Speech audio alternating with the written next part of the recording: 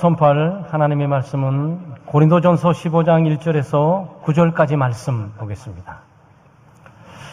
고린도전서 15장 1절에서 9절까지 한 구절씩 교독하고 9절은 함께한 목소리로 낭독합니다. 형제들아, 내가 너희에게 전한 복음을 너희에게 알게 하노니 이는 너희가 받은 것이요 또 그 가운데 선 것이라.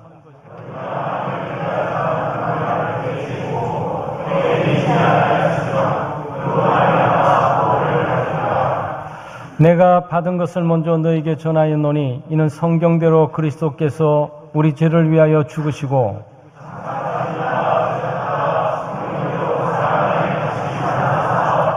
게바에게 보이시고 후에 12 제자에게와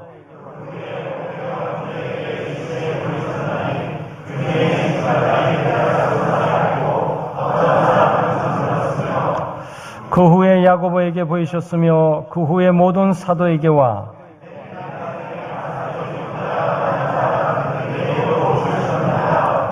나는 사도 중에 가장 작은 자라. 나는 하나님의 교회를 박해하였으므로 사도라 칭함받기를 감당하지 못할 자니라. 아멘. 영광된 이 부활의 아침에 우리가 예수 그리스도의 부활의 의미라는 제목으로 말씀을 나누겠습니다. 한때 한국 사회에는 여러 가지 단어 가운데 환생이다 또는 전생이다 이런 단어가 많이 회자되었어요. 드라마를 봐도 환생에 관계되어 있는 것도 또 전생에 관계되어 있는 것들, 그러면서 친한 사람들끼리 당신의 전생은 뭐였어요? 이런 내용들이 좀 나오기도 하고 그랬습니다. 환생이라는 것은 사람이 죽었다가 다시 태어나는 건데, 그 태어나는 게 사람으로 태어나는 것이 아니고 짐승으로 태어날 수도 있고 또 벌레로 태어날 수도 있고 꽃으로 태어날 수 있고, 이 자연으로 생명이 갔다가 생명이 자연으로 돌아온다는 얘기예요. 그게 환생입니다. 근데 전생이란 뭐냐면은 죽었다가 태어나는데 다른 사람으로 태어나는 것이. 사람은 죽지만 또 다른 사람의 몸을 빌려서 그 사람 속에 태어나서 당신의 전생은 뭐였냐. 지금 당신은 껍질인데 당신의 진짜 옛날에 존재했던 그런 사람이 당신인데 당신 정체는 뭐냐. 이런 거예요. 우리 기독교는 전생을 믿지 않습니다. 환생을 믿지 않습니다. 그렇지만 부활을 믿습니다. 부활은 죽은 이 몸, 이 그대로 썩지 않고 쇠화지 않고 시간과 공간을 초월하면서 병들지 않는 영원 불멸의 몸을 덧입는 것, 그것이 부활입니다. 그래서 우리는 전생을 믿는 것이 아니고 환생도 믿는 것이 아니고 바로 부활을 믿습니다. 예수 그리스도께서 죽은 자 가운데 부활하셨습니다. 이것은 역사적인 사건이에요. 그리고 우리가 믿고 있는 믿음은 추상적인 것도 아니고 또 상상도 아니에요. 우리는 전설을 믿는 것이 아니고 신화를 믿는 게 아닙니다. 어떤 사상이나 철학이나 개념을 믿는 게 아니에요. 우리는 역사적인 사건을 믿습니다. 역사적인 사건이란 사실을 말하고 있는 거죠.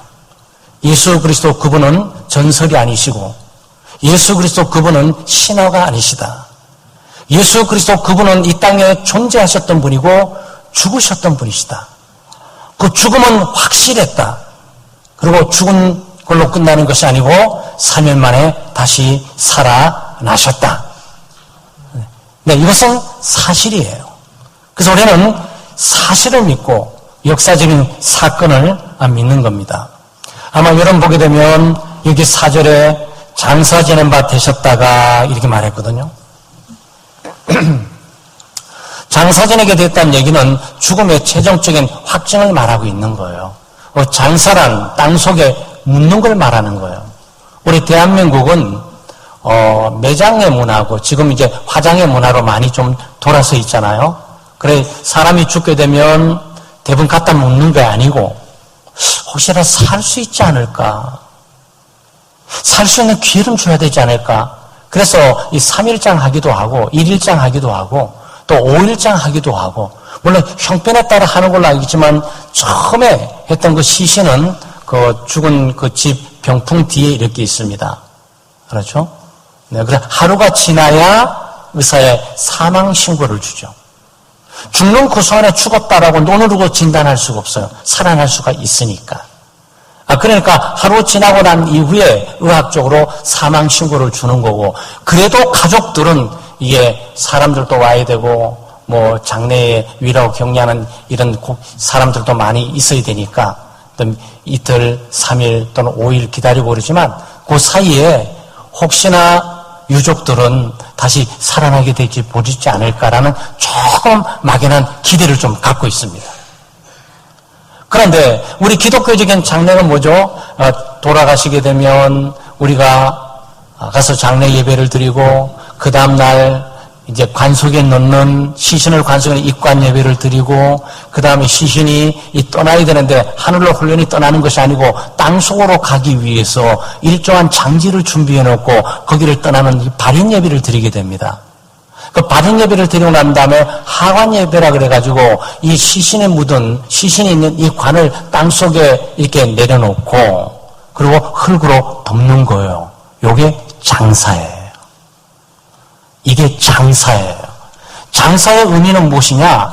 죽음의 최종적인 확증이에요. 살아날 가망은 없다. 살 수 없다. 완전하게 죽었다라고 선포하는 것이 장사예요. 그 예수 그리스도께서 죽은 자 가운데 살아나셨다고 말을 할 때 기절해 있다가 살아나는 것이 아니에요. 혹시나 싶어서 만에 하루 지나서 우연하게 살아났던 사건이 아니에요. 네, 이 사건은 하나님의 능력에 의해서 완전히 죽어버린, 없어져버린 생명을 다시 불러서 영광된 생명으로 바꾸는 사건이에요. 근데 이게 뭐라고요? 신화가 아니라고. 전설이 아니라고. 이거는 이솝의 우화의 얘기가 아니에요. 이건 뭐죠? 사실이야. 역사적인 사건이에요. 이 사실을 믿는 믿음이기 때문에 우리의 믿음은 흔들림이 없어요. 감정에 집착하는 것이 아니고 이론도 바꿔지게 되는 거고 개념도 바꿔지게 되는 거고 사상이나 철학의 개념도 시대의 조류에 따라 바꿔지는데 이 사실은 절대 바꿔질 수가 없어요.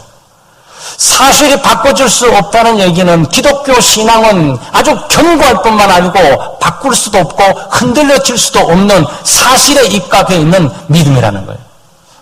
예수 그리스도는 죽은 자 가운데 부활하셨습니다. 예수님의 부활의 의미가 무엇입니까? 2000년 전에 돌아가시고 죽은 자 가운데 살아났던 그 의미가 오늘 우리에게 주는 것이 무슨 의미가 있냔 말이죠. 무엇보다도 첫째, 그리스도의 부활은 예수 그리스도의 하나님의 아들 되심에 대한 선포요 증인이에요. 예수님은 누구신가? 그분은 하나님의 아들이시다. 하나님 자신이다. 산자와 죽은 자를 지배하고 통치하는 생명의 주인이 되시는 분이시다. 석가도 죽었습니다. 맹자도 죽었어요. 공자도 죽었습니다. 모하메도 죽었습니다. 이 땅의 모든 종교 지도자들, 창시자들은 다 죽었어요. 예수 그리스도는 달라요. 종교의 창시자가 아닌 거예요. 이분은 사상의 철학의 대가가 아니고 사랑의 혁명가도 아니고 사랑의 실천가도 아니고 교육의 혁명가도 아니라 이분은 하나님의 아들 예수 그리스도이시다라는 부분을 선포하고 있는 거예요. 예수님이 죽은 자 가운데서 다시 살아나심은 여기에 명명증거하는 어떤 빈 무덤이 증거합니다. 빈 무덤이. 모든 무덤에는 다 시신의 그 남은 게 있잖아요. 몸들은 다 부패해도 이 뼈들이 남아있어요. 그럼 뭐 수백 년, 수천 년이 지나도 그 남아있다고. 근데 예수님은 3일 만에 가보니까 그 무덤이 비어있어요. 기절했다가 깨신 것도 아니고, 누가 시신을 가지고 도망친 것도 아니고, 어떻게 빈 무덤이 됐을까? 분명히 묻었는데 사람이 없어요. 이것은 예수 그리스도가 죽은 자 가운데 살아나셨다는 증거예요. 여기 제자들이 좀 증가하고 있지 않습니까? 예수님께서 부활하셔서 베드로에게 보이시고 12 제자에게 보이시고 500여 형제에게 일시로 보이셨어요. 500명에게 동시에 보였습니다. 그러니 한두 명이 봤다 그러면 너무 예수님을 사랑해서 너무 사랑하는 마음이 있어가지고 환상을 받는 모양이다. 환영을 본 모양이다. 이렇게 막 하는데 500명이 환영을 볼 수는 없어요. 500명이 동시에 모두가 환영을 보고 진짜인 것처럼 착각할 수는 없단 말이죠.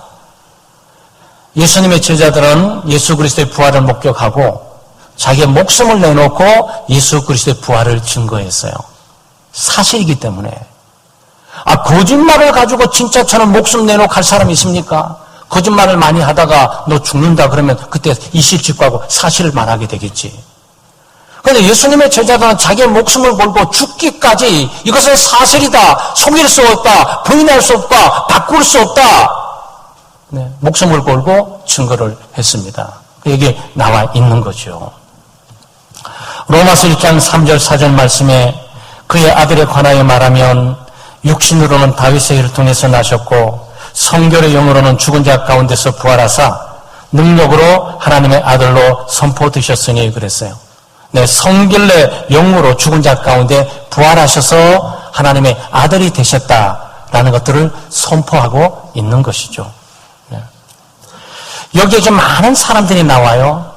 예수님의 부활을 증거하는 많은 사람들이 나옵니다. 12 제자가 나오죠. 베드로도 나오죠. 야고보도 나오죠. 500여 형제들에게 일시적으로 나타난 500명도 나오죠.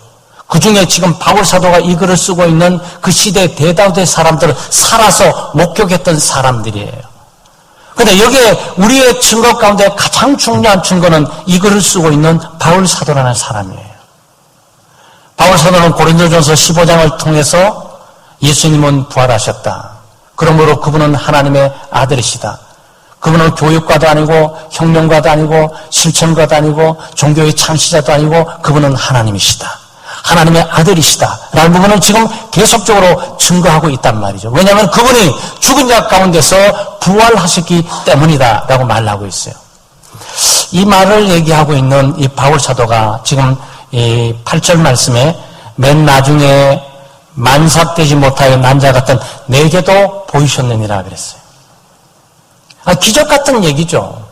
사실 이 바울 사도, 이 사울이라는 사람은 예수를 믿기는커녕 예수 믿는 사람을 박해했던 사람이에요. 예수 믿는 사람을 핍박했던 사람입니다. 예수 믿는 사람을 잡아다 죽이는 사람이에요. 정신 이상자도 아니고 광신자도 아니에요.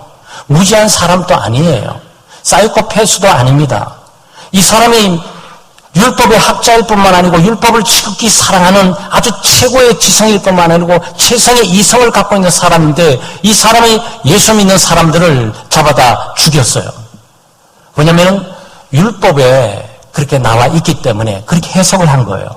신명기 21장 23절에 보게 되면 나무에 달린 자는 하나님께 저주를 받았다 그래. 구약 성경에 신명기의 예언에 의하면 마지막에 나무에 달린 자는 하나님께 저주를 받은 자라 그랬어요.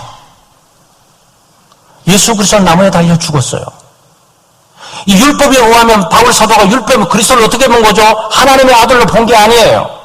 하나님의 버림받은 자, 하나님의 저주를 받은 자로 예수 그리스도를 그렇게 해석하고 본 거예요. 율법을 사랑하는 사람인데 우리도 뭐 이 정도의 하나님의 말씀을 사랑하고 말씀을 따라 살고 싶은 열망이 있으면 좋겠어요. 그러니까 율법을 너무 사랑하고 하나님 말씀을 너무 사랑하다 보니까 나무에 달린 자는 저주를 받았다 그러는데 예수라는 자가 나무에 달려 죽은 것을 보게 될 때 하나님의 저주를 받은 자다. 하나님의 저주를 받은 자를 하나님이라 믿고 따르는 모든 자들은 율법을 어길 뿐만 아니고 신성모독의 죄다. 그래서 모두가 죽여야 된다라고 생각을 했던 거예요. 그러니까 이 사람은 사이코패스라든지 정신에 문제가 있다든지 광신자가 아니고 하나님의 말씀을 사랑하고 하나님의 말씀을 삼하는 열심히 특심이었던 거예요.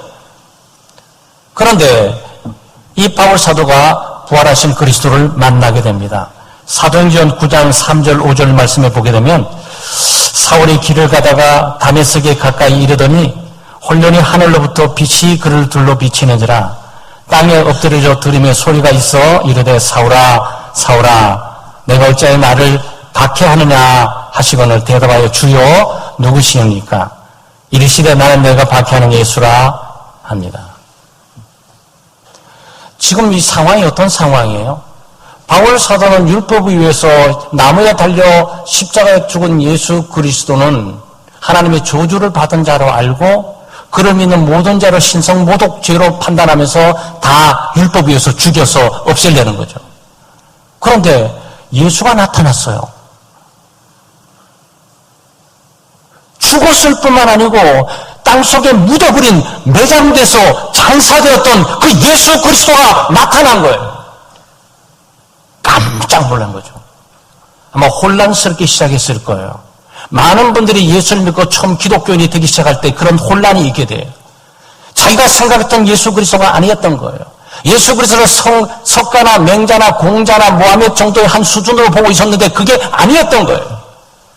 아니 죽은 자가 저주를 받아서 버림을 받아야 마땅한데 어떻게 살아났지? 어떻게 살아난 거지? 구약 성경에 의하면 다시 살 수 있는 것은 하나님밖에 없어요. 하나님이 생명의 주인이시고 생명의 근원이 되시고 생명과 기초가 되는 거거든요. 하나님이 없이는 생명이 없는 거고 하나님이 있는 것은 생명이 있게 돼 있거든요. 그래서 하나님은 생명 자체를 감출 수도 있고 생명을 드러낼 수도 있는 분이시거든요. 그러니까 예수님께서도 빌라도 총독 앞에서 그 얘기했잖아요. 너의 권세로 나를 죽일 수 있는 것이 아니고 나는 내 목숨을 내 스스로 거둘 수가 있다. 그러나 난 죽은 자 가운데 살아날 거다. 이 얘기를 가지고 예수님이 수많이 얘기했어요. 자기가 하나님이라고, 하나님의 아들이라고, 율법의 학자가만이 아니라고, 선지자만이 아니라고, 종교의 창시자만이 아니라고, 교육의 혁명가만이 아니라고, 사랑의 실천가만이 아니라고, 나는 하나님이라고. 여러분, 예수님이 십자가에 못 박혀 죽으신 것은 그것 때문에 죽은 거예요. 빌라도 총독은 정치적으로 예수를 살리고 싶어 했어요. 그런데 유대인들이 십자가에 못 박혀 죽이라고 소리를 치면서 했던 거예요. 왜? 자기가 하나님이라 그러기 때문에 신성 모독으로 생각한 거예요. 모두가 착각을 한 거예요. 하나님이 예수 그리스도를 통해서 이 땅에 오시고 그리고 십자가에 못 박혀 죽으시고 부활하심으로 하나님의 아들 되심을 증거한 거예요. 바울 사도가 그걸 말하고 있는 겁니다. 예수 그리스도는 하나님이시다. 하나님의 아들이시다. 하나님이고 하나님의 아들이시기에 죽은 자 가운데 다시 살아날 수도 있지만 성령의 역사로 다시 살아났기 때문에 하나님의 아들이심을 만천하에 공포를 했다는 거예요. 그런데 여러분 복음서를 보게 되면 예수님의 하나님의 아들 되시면 증거는 우리가 확실히 볼 수 있어요. 병든 자를 치료하셨잖아요. 약이 필요합니까? 진료가 필요해요? 진단이 필요합니까? 아니에요. 자기가 만든 인간을 너무 잘 알아서 눈을 뜨라고 뜨는 거고 일어나라면 일어나는 거고 하는 거예요. 말씀 한마디로 모든 것들이 다 바꿔지는 거예요. 이건 하나님만이 할 수 있는 거예요. 그래서 말씀이 이 세상을 창조한 것처럼 하나님께서 빛이 있으라고 하니까 빛이 있었던 거고 궁창이 있으라고 하니까 궁창이 있는 것이고 동물들이 있으라고 말씀으로 모든 것들을 불러내고 다 창조하신 거예요. 그게 하나님의 능력이거든요. 생명의 능력이에요. 없는 곳에서 있게 만드는 거고 무에서 유를 만드는 거고 죽음에서 생명을 창조해내는 것은 하나님밖에 없어요. 근데 예수 그리스도께서 병든 자를 치료하실 뿐만 아니고 귀신도 추방하잖아요. 귀신이 그걸 알았어요. 사람 속에 있는 귀신은 예수 그리스도가 하나님의 아들이심을 알았어요. 깜짝 놀랐어요. 근데 주변의 사람들만 몰랐을 뿐이에요. 그래서 예수님께서 귀신을 추방하면 귀신의 이름을 묻잖아요. 귀신을 신문하지 않습니까? 사람 속에 있는 귀신을 신문하면 너는 누구냐라고 신문을 하고 있잖아요. 이것은 하나님만이 가능한 거예요. 그리고 자연의 풍랑이 있는데 풍랑을 잔잔케 하면서 바다야 잔잔하라고. 여러분 이걸 누가 무슨 종교의 창시자 교육의 혁명가로 봅니까? 이거는 이미 그것을 초월하고 있는 거예요. 이거는 하나님이에요. 가장 핵심적인 것은 죽은 자를 살리지 않습니까? 나인성 과부의 아들을 주고 하는데 청년아 일어나라.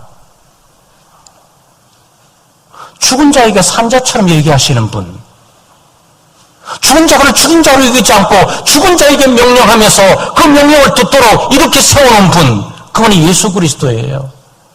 나사로가 돌아가서 죽었을 때 3일 동안 있었잖아요. 사흘 동안. 예수님 그걸 어떻게 살리셨죠? 굿하고 꽹가리 치면서 살아나려고 기도했습니까? 아니면 금식기도 40일 했습니까? 아니에요. 나사로야 일어나라 그랬어요. 여러분 어떻게 이해하겠어요? 예수 그리스도를. 예수 그리스도는 하나님이세요.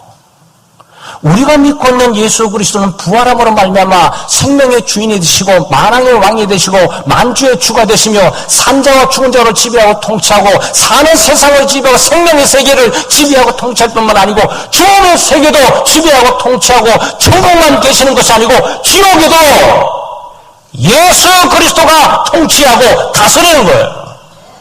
그게 우리가 믿고 있는 예수 그리스도이십니다. 그래서 여기 지금 2절에서 말하고 있지 않습니까? 너희가 만일 내가 전한 그 말을 굳게 지키고 헛되이 믿지 않았으면 그로 말미암아 구원을 얻으리라고. 네. 예수 그리스도의 죽음과 부활을 믿는 사람은 그 믿음이 그에게 구원을 가져다 준다고. 그 믿음을 통해서 그리스도께서 오시고 그 믿음을 통해서 그리스도를 만나게 되시고 그 믿음을 통해서 죽은 예수 그리스도를 만나는 것이 아니고 부활해서 살아서 역사하는 예수 그리스도를 우리가 만나게 되는 거죠. 둘째는 그리스도의 부활은 죽음이 결코 왕노릇하지 못한다는 사실을 보여줍니다. 죽음이 왕노릇하고 있어요. 죽음이 왕노릇한다는 얘기는 뭡니까? 이 왕권은 절대권이에요. 이 왕권은 절대권입니다. 그래서 왕정 시대는 다 지나가고 지금 민주사회로 좀 가고 있잖아요. 전제국가, 왕권과 천황제도, 일본 전체 이 왕이 통치하고 다스리는 거예요. 네? 왕의 권한이 모두 미치는 겁니다. 왕의 능력이 미치는 거예요. 왕이 오라고 하면 오는 거고 가라고 하면 가는 거예요. 왕이 죽으라면 주는 거고 사약을 주면 받고 죽어야 돼요. 가장 낮고 천한 곳에서 일어나라고 하면 왕권에 의해서 오명에 의해서 일어나게 되는 거죠. 그게 왕권이에요. 그런데 로마서 5장 17절 말씀에 한 사람이 범죄로 말미암아 사망이 그 한 사람을 통하여 왕노릇했다 그랬어요. 여러분이 사실 너무 잘 알고 있어요. 한 사람을 통하여 왕노릇, 이 한 사람은 바로 아담을 말하고 있는 거예요.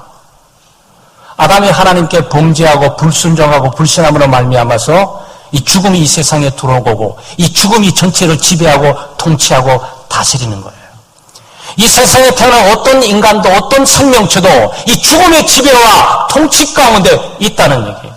여러분도 마찬가지고 저도 마찬가지고 아무리 세상 지위, 권세, 영광, 명예를 누린다 할지라도 죽음이 지배하고 통치하고 있음을 인식하고 있어요. 죽음이 부르면 가야 되지. 네? 죽음이 왕권을 가지고 폭군처럼 우리를 지배하고 통치한단 말이죠. 죄 가운데 휘두르고 있을 뿐만 아니고 결국은 죽음의 파도와 소용돌이 가운데 우리를 이끌어가는 그 중앙 가운데 어느 누구도 이 죽음의 지배와 통치로부터 벗어날 수가 없는 거예요. 그래서 이 세상은 절망인 거예요. 기독교가 이걸 세상을 말하고 있는 거예요. 정치, 사회, 경제, 부, 문명의 발달 모든 거 다 좋다 이거야. 죽음의 지배하고 통치받고 모두가 쓰러져 가니까 소망이 없다고. 문명과 과학뿐만 아니고 정부와 이 모든 것들이 죽음을 이겨낼 수는 없어요. 그걸 말하고 있는 겁니다. 그런데 폭정시대는 끝나고 죽음이 정복을 당하고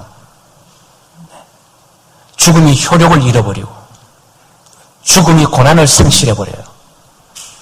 그것은 예수 그리스도께서 이 땅에 오실 때까지 죽음이 지배했던 거예요.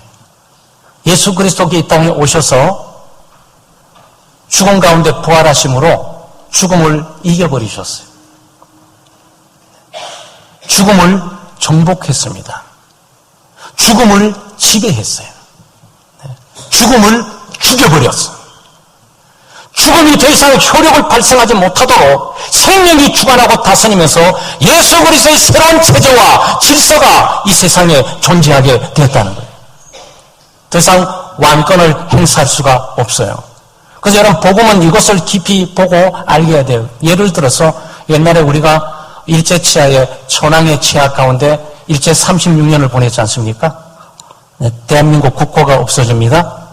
대한민국의 모든 권력 구조들이 재편되면서 총독이 이곳에 와서 일본인들이 우리를 통치하고 다스립니다. 우리의 모든 주권과 모든 권한들, 심지어 소유까지도 일본이 전체 통치하고 다스리게 되었어요. 왜 그랬어요? 왜 그러죠? 우리가 져서 굴복했거든요. 우리가 항복했거든요.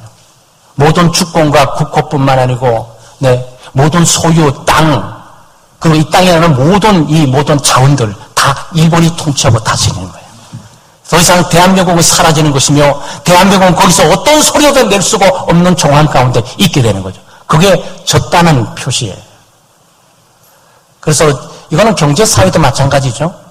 어떤 한 회사가 크고 돈이 많으면 다른 회사를 삼키고 이겨와서 합병시켜버리면 되는 거죠. 그 회사 이름이 바꿔지면서 없어져 버려, 세상에서. 그리고 이제는 어떤 그것들을 합병시켰던 그 회사가 만약 이름이 찬란하게 빛나고 통치하고 다스릴 뿐이에요. 여러분, 그 말을 하고 있는 거예요. 예수 그리스도의 부활의 그 의미는 무엇이냐? 죽음이 더 이상 활동할 수가 없다.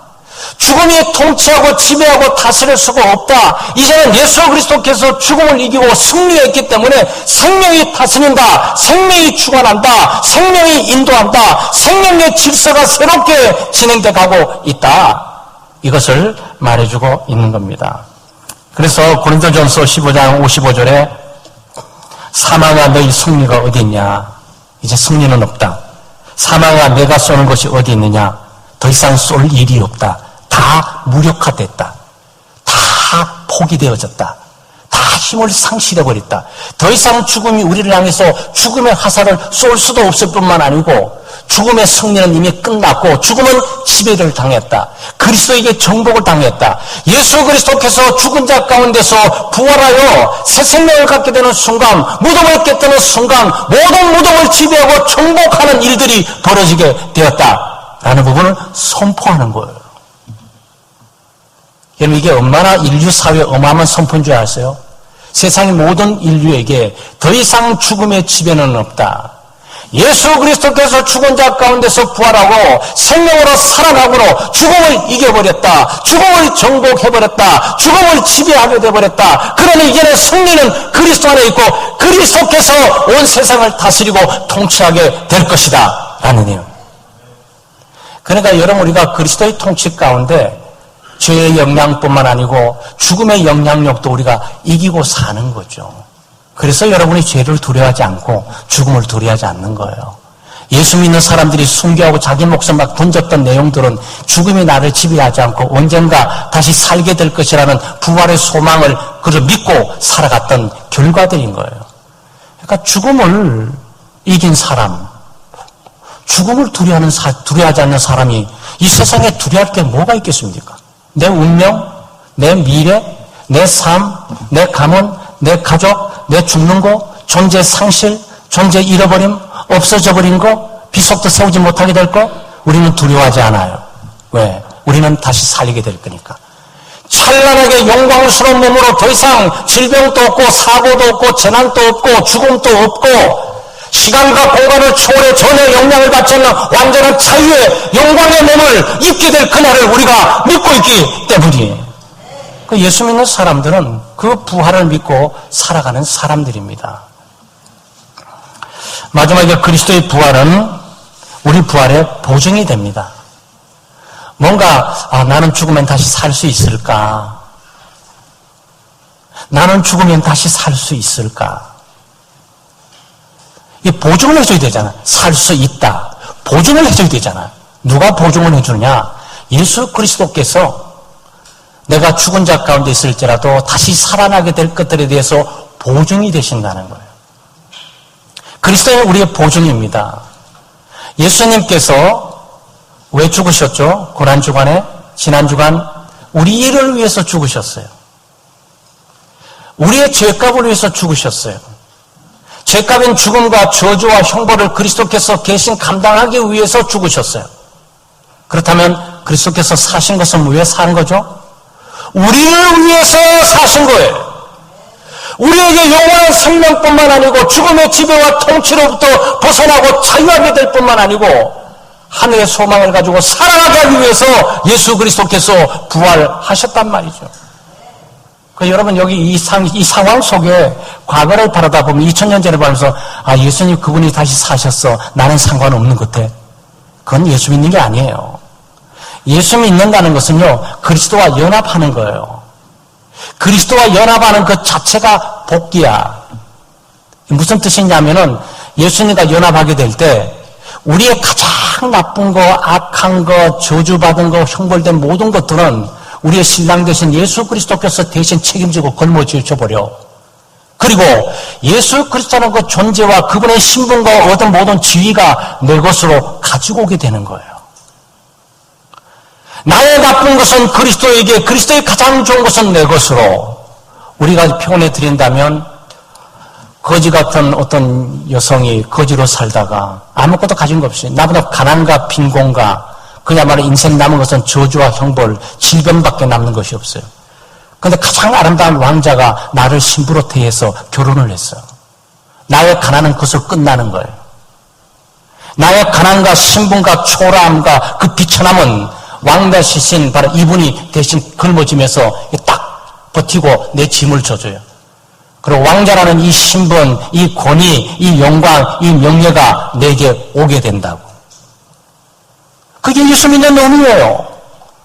예수 그리스도를 믿는다는 것은 주일날 한번 예배 참석하고 돌아가는 것이 아니고 내가 그리스도 안에, 그리스도께서 내 안에 사는 거예요.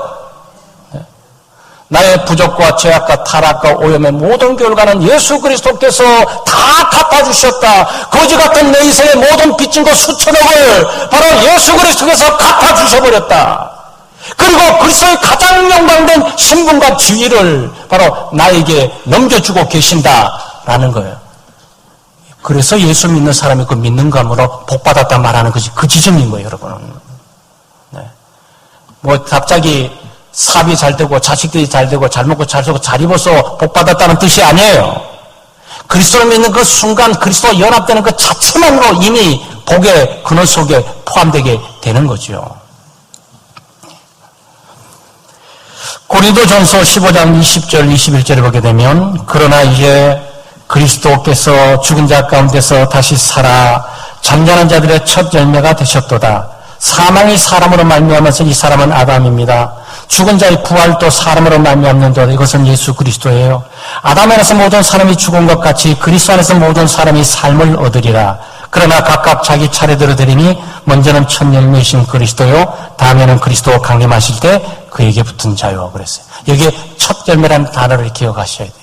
예수 그리스도는 우리 부활의 보증이 되십니다. 여러분은 부활할 자격이 없어 보이고 부활할 능력이 없어 보이고 부활할 일이 아무것도 근거를 갖고 있지 않은 것처럼 보이는데 예수 믿는 내가 그리스도를 발견될 때 그리스도께서 내 부활의 보증이 되시는 거예요.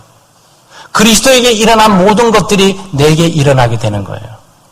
그리스도께서 부활하셨다면 나도 그리스도처럼 부활하게 되는 것이, 그래서 믿음으로 말미암아 그리스도에게 참여하는 겁니다. 그런데 예수 그리스도가 잠자는 자들의 첫 열매라고 그랬죠. 부활의 첫 열매라고 그랬어요. 이 세상에 죽었다가 다시 살아난 자는 예수 그리스도밖에 없습니다. 나사로라든지 나인성 과부의 또 야이로의 딸에게 살아남은 부활이라고 말할 수 없는 것은 그들의 몸은 다시 죽었어요. 그러나 예수 그리스도의 몸은 다시 죽지 않습니다. 이거 부활의 영광의 몸은 나사로와 나인성 과부의 아들과 야이로의 딸과는 완전히 다른 차원의 부활이에요. 우리는 그 부활에 동참하면서 경험하게 돼요. 아마 여러분 가을이 되게 되면 사과나무가 있게 되는데 사과들이 한 100개 정도 열리잖아요. 많이 잘 열리는 건 100개 정도 열리고 더 많이 열리는 것도 있어 보이더라고요. 사과 100개 열려요. 주인은 사과 딸 때를 기다려요. 풋사과 아무렇게나 따지 않습니다. 뭔가 쉬고 쓰고 맛도 없는 거 왜 따겠습니까? 익는 날만 기다리는 거예요. 첫 열매를 따는 날만 기다린다고요. 어느 날 가을이 돼서 하나님 모두 푸르푸른 이 사과들이 빨갛게 익게 될 때 그것은 첫 열매예요. 농부는 과일을 깐 그것을 반드시 따게 될 거예요. 그것을 따면서 뭘 느끼겠습니까? 나머지 99개가 99개가 빨갛게 익을 날이 곧 다가오고 있다. 이걸 믿게 되는 거예요. 그 첫 열매 빨간 사과는 나머지 모든 사과를 보존하는 거예요. 모든 사과가 빨갛게 익을 것이고 언젠가 시간이 가면 그렇게 익게 될 것을 믿는 거죠. 예수 그리스도의 죽은 자 가운데 부활은 우리 모든 믿는 자들의 부활로서 우리가 이 땅에 육체의 죽음을 당할지라도 언젠가 그리스도처럼 영광의 부활에 참여하게 될 것을 우리가 믿고 바라보게 되는 거죠. 그래서 그리스도의 부활은 우리 부활의 보증이에요. 사랑하는 여러분, 체제가 바뀌어지게 되고 질서가 재편된다는 것들을 이해하실 필요가 있어요. 아까 저도 왕권 부분도 종종 얘기했지만 가까운 시대에 미국, 지금 유나이티드 스테이트 오브 아메리카잖아요. 거기에 50개 주가 함께 합병되어 있는 나라들이에요. 네, 그런데 그 나라가 50개 주가 합병될 때까지, 통합될 때까지는 많은 시간이 흘렸고 많은 피를 흘렸고 전쟁을 했어요. 가장 전쟁의 핵심들은 노예 해방에 대한 건이에요. 이 북쪽에 미국을 반을 갈라서 북쪽에는 링컨이 지배하고 통치하고 다스리고 있어요. 링컨 대통령은 이 성경을 자주 보고 성경적 신앙이 깊은 사람이에요. 그래서 이 사람은 사람이 사람을 노예화한다. 피부 색깔이 다르고 언어가 다르고 문화가 다른다 그래가지고 돈이 있고 또 권력이 있다고 하고 사람이 사람을 노예화시킨다. 이것은 성경에 맞지 않고 하나님의 뜻이 아니다. 따라서 흑인 노예 제도는 없애야 된다라고 생각을 한 거예요. 그런데 남쪽 지역에는 달라요. 남쪽 지역에는 자꾸 이 대서양이나 태평양에서 흑인들을 잡아와가지고 이 노예화시킨 일들을 계속 한 거예요. 흑인 노예들. 피부 색깔이 까맣다는 이유만으로 이 백인들 밑에서 노예 잡혀와서 그냥 노예 생활하는 거예요. 자기도 노예고 자기 자식도 노예고 자기 후손들과 대대로 노예예요. 너의 생명은 주인에게 달려있고 죽일 수도 있고 살릴 수도 있고 그러니까 인권이 무참 무너져 버린 거죠. 이건 전쟁으로 해결해야 돼요. 누가 이기느냐가 관건이에요. 만약에 남쪽이 이겼다면 흑인들은 지금까지 자유 못 누릴 가능성이 많아요. 지배했던 흑인을 노예화시키는 남쪽이 모든 흑인들을 노예화시키는 작업들을 진행해 갔을 거예요. 그런데 역사는 링컨에게 손을 들어줬고 링컨이 전쟁에서 이겼습니다. 미국 역사에 북군이 이겼어요. 북군이 이기고 난 다음에 이 질서와 이 개편 제도를 위해서 이 정부가 즉각적으로 진행하면서 노예는 해방한다. 이 정부는 우리 시민들은 어느 누구도 노예가 될 수가 없다. 피부 색깔로서 노예가 될 수 없고 모두 자율뿐만 아니고 모두 시민의 권한을 갖는다라고 선포를 했어요. 새로운 질서가 진행되는 거예요. 새로운 체제가 진행되는 거예요. 미국이라는 그 거대한 대륙에 있는 속해 있는 모든 국민들은 그 체제와 영향력 가운데 살아가게 되는 거예요. 그런데 그렇게 선포되고 체제가 바꿔지고 새로운 질서가 진행되는데도 이 질서를 따라 사지 못하는 사람이 있어요. 이 체제를 받아들이지 못하는 사람이 있어요. 그게 흑인들이고 또 남쪽의 백인들은 자기가 져서 정책이들이 바뀌어졌음에도 불구하고도 이 숨어서 이 노예들을 잡아다가 노예시키 계속 가는 거고 또 흑인들은 미국의 국민으로서 자유를 찾고 떳떳하게 시민권의 권리를 갖고 살아야 되는데 백인만 보면 도망가요. 무서워 떨어요. 백인 사회를 떠났던 사람도 있어요. 그 산골짜기에 숨어 있어요. 이미 자유가 만천하에 선포됐는데 자기가 잡히면 죽는다고 생각하면서 자기 세계를 가지고 부들부들 떨면서 그렇게 살고 있어요. 백인들이 지나가게 되면 도망쳐고 또 도망쳐고 깊은 산속에 또 가게 돼요. 어느 날 잡혀서 와요. 잡히는 순간 주인님 살려달라고 이제는 도망가지 않게 살려달라고 그랬어요. 이미 20년 30년 전에 이미 자유가 선포됐는데 여러분 세계의 질서는 예수 그리스도께서 오셔서 십자가에 못 박혀 죽으시고 부활하심으로 질서는 바뀌어졌어요. 세상의 체계는 바뀌어진 거라고요. 예수 그리스도께서 죽음을 통치하고 다스리면서 생명의 질서를 가도록 자유를 선포하고 죄의 용서뿐만 아니고 죽은 자가 다시 살아난다는 새 질서를 선포를 했어요. 우리는 그 질서를 받아들이면서 그 질서를 누리고 살아가고 있지만 아직도 교회 밖에는 뭐가 역사가 일어난지를 모르고 지금 숨고 죄에 대해서 정죄감을 가지고 죄를 두려워하고 염려 걱정 근심 가운데서 죽음을 두려워하면서 살아가고 수많은 영혼들이 여기에 지금 가 있단 말이죠.